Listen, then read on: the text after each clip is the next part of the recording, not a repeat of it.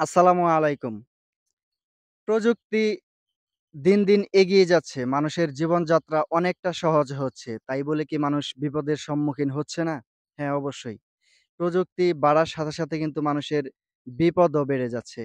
তো আজকে আমি একটা ঘটনা বলবো আপনাদের। গতকালকে আমার নাম্বারে একটা কল আসে। বাংলালিংক এই নাম্বার থেকে কলটা আসে। স্ক্রিনে দেওয়া হলো। তো আমাকে কল দেওয়ার পর সেই লোকটা আমাকে সালাম দেয়। সালামের উত্তর দেওয়ার পর সেই লোকটা আমাকে বলে, "আপনি হাবিব ভাই, আপনার দোকানের নাম হাবিব স্টোর। আপনার বাড়ি আশারিয়াচালা, ঘাটাইল, টাঙ্গাইল। তো ভাই আপনার দোকানে মাঝে মধ্যেই যাই আমি। গতকালকেও গিয়েছিলাম। আপনার দোকান বন্ধ ছিল গতকাল দুপুরে।" হ্যাঁ, ঠিক আছে অবশ্যই বন্ধ ছিল। তারপর বলে যে, "ভাই আমি ধলাপাড়া ব্র্যাক ব্যাংকে চাকরি করি। আপনাকে অনেকদিন যাবৎ চিনি। একটা সমস্যার কারণে আপনাকে ফোন দিলাম। যদি একটু উপকার করতেন।" আমি বললাম যে, "ভাই সমস্যা নাই, বলতে পারেন।" তো বলল যে, "আমার ওয়াইফ একটা হসপিটালে ভর্তি আছে। সেখানে শুধু আমার মা আছে ওয়াইফের সাথে। সেখানে কিছু টাকা পাঠাতে হয়। সেখানে নগদ আছে, কিন্তু বিকাশ নেই।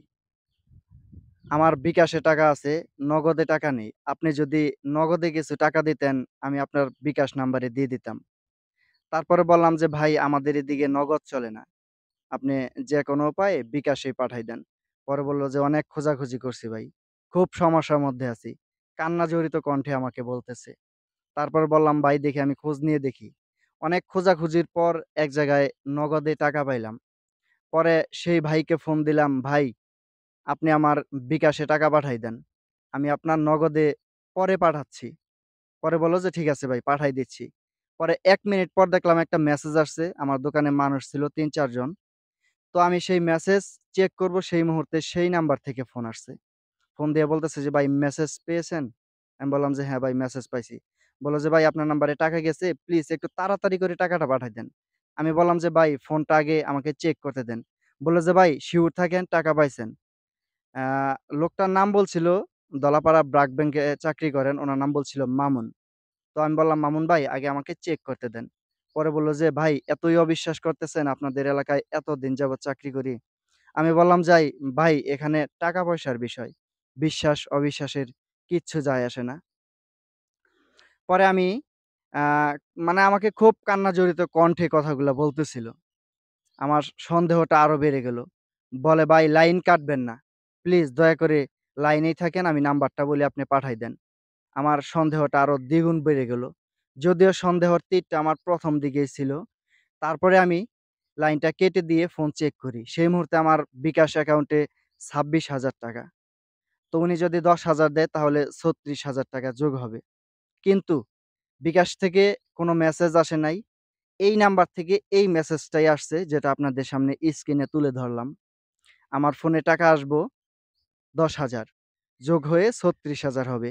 কিন্তু ভাইটা একটা নাম্বার থেকে মেসেজ দিয়ে আমাকে বোকা বানানোর চেষ্টা করতেছে।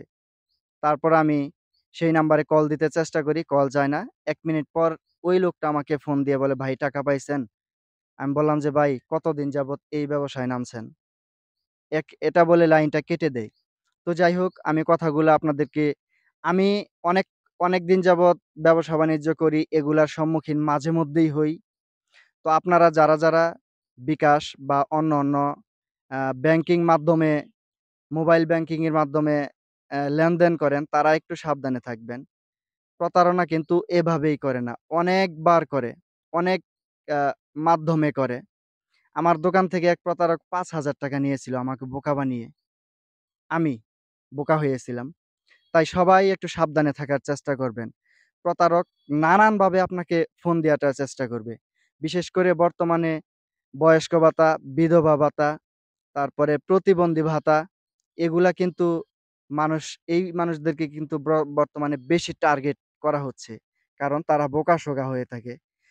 ফোন দিয়ে বলা হয়, "ভাই আমি বিকাশ অফিস থেকে বলছি বা অমুক অফিস থেকে বলছি আপনার অ্যাকাউন্ট চলে গিয়েছে, হ্যাক হয়েছে বা আপনার অ্যাকাউন্ট বন্ধ করে দেওয়া হচ্ছে। আপনার নাম্বারে একটা কোড নাম্বার যাচ্ছে, এই কোড নাম্বারটা বলেন।" যখনই কোড নাম্বারটা বলে দেয় তখনই অ্যাকাউন্টটা তারা হ্যাক করে নেয়। এভাবেই লাখ, লাখ টাকা প্রতারক চক্র হাতিয়ে নিচ্ছে। প্রিয় বন্ধুরা, ভিডিওটা কেমন লাগলো অবশ্যই কমেন্ট করে জানাবেন। সবাই ভালো থাকবেন, সুস্থ থাকবেন। দেখা হবে, কথা হবে পরবর্তী কোনো ইস্যু নিয়ে। আল্লাহ হাফেজ।